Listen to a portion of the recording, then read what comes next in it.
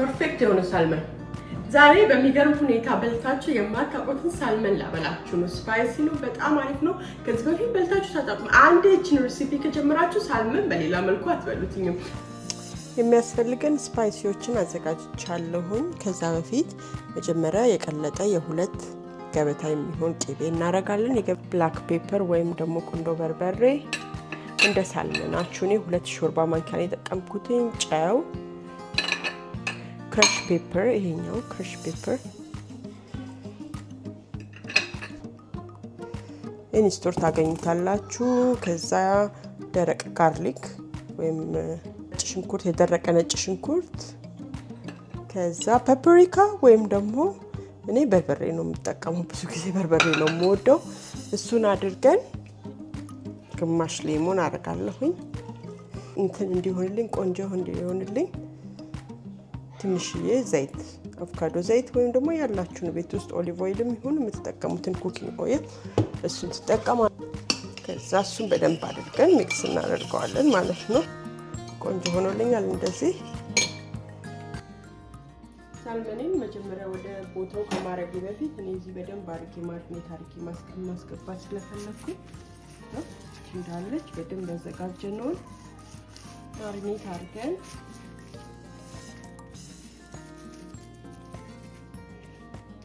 በደንብ ትቀቡታላችሁ።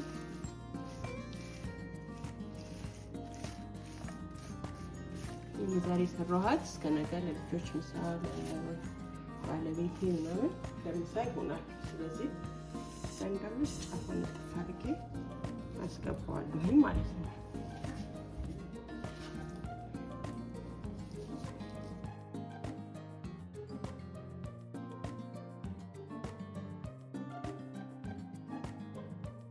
ዲግሪ ፋራናይት ማለት ነው። ለ15 ደቂቃ እናስገባዋለን። ተመልሰን እንገናኛለን ማለት ነው። ብዙ ጊዜ ሰላጣ ሰራ ነኝ። ልክ እንደ ሬስቶራንት ነው የምሰራው። አላጥ መጀመሪያ ከማጠቤ በፊት ከትፌ ነው ማጥበው ሁሉ ጊዜ። ከዛ በዛው አደርቀዋለሁ ማለት ነው።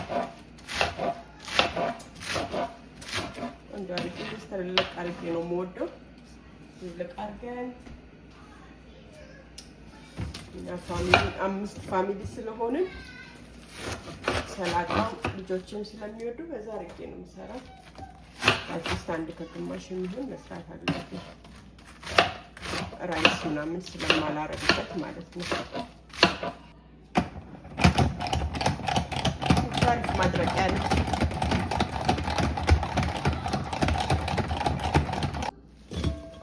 በደንብ አድርጎ ነው የሚያደርገው።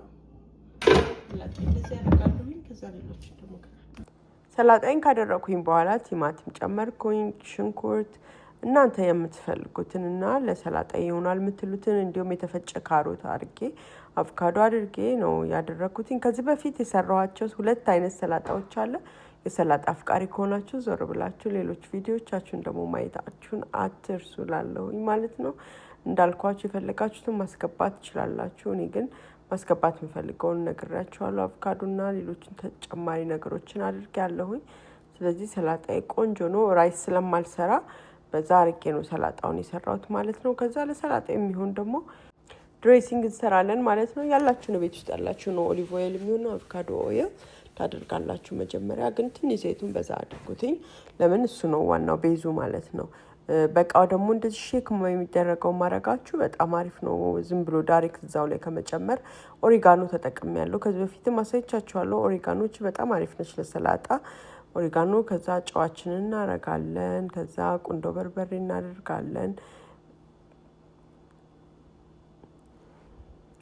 እንዲሁም ደግሞ የተፈጨ ጋርሊክ እናረጋለን ማለት ነውና መጨረሻ ላይ ሌሞን አድርገን በደንብ አድርገን ከድነን በደንብ ሼክ ማድረግ አለብን። ራሱ ነጭ ሆኖ በደንብ ማዋሃድ አለብን። ትንሽ ለሰዓት ሞር ሼክ ባረጋችሁት ሞር ባዋሃዳችሁት ቁጥር አሪፍ እየሆነላችሁ ነው የሚመጣው።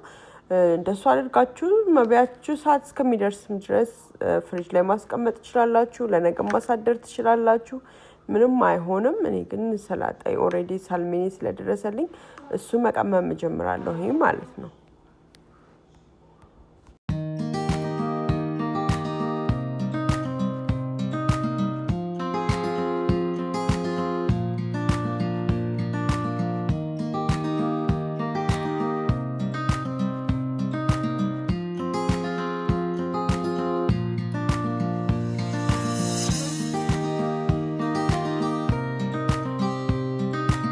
ሳልመኔ እንደዚህ ቆንጆ የሚያጓጓ በቃ ምራቅ የሚያስውጥ ሆኖ ቆንጆ ሆኖ በስሏልኝ።